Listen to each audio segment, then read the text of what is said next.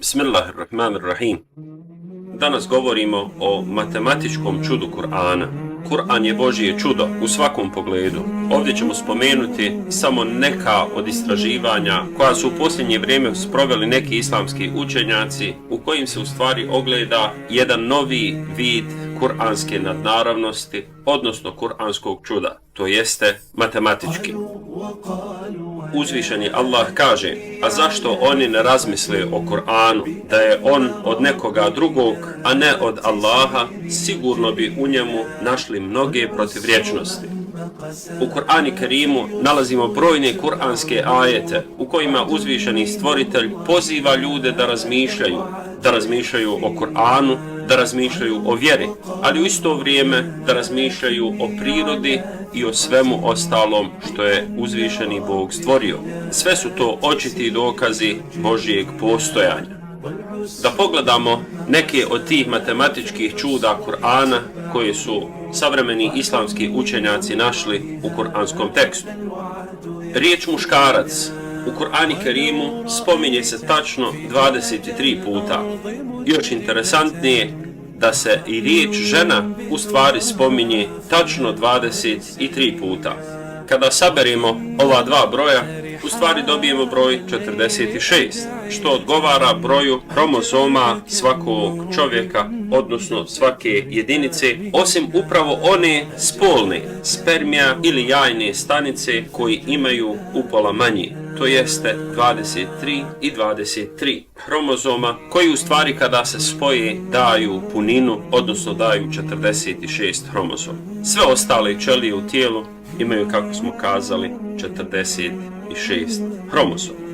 Ova činjenica nikako ne može biti slučajna. Sljedeća vrlo interesantna stvar jeste riječ dan. U Kur'anu se spominje 365 puta. Riječ mjesec je u Kur'anu spomenuta tačno 12 puta. Riječ dan je, to jeste množina od dan, je spomenuta tačno 30 puta. Riječ šejtan je spomenuta 88 puta. Riječ meleki se također spominje 88 puta. Ali ono što je još interesantnije, a što se spominje 88 puta, jeste da se tačno 88 puta spominje sintagma ili riječi ovi koji vjerujete. Kao da uzvišeni Allah dželle šanuhu doziva vjernike i upozorava ih da oni mogu biti sljedbenici meleka ili pak, da nas Allah sačuva, sljedbenici šejtana. Riječ kopno je spomenuta 13 puta, a riječ more je spomenuta 32 puta. Procentualno je ovo identično omjeru kopna i mora na svijetu. Riječ vjera, iman, se spominje 25 puta. A isto toliko interesantno spominje se kufr, to jeste nevjerstvo.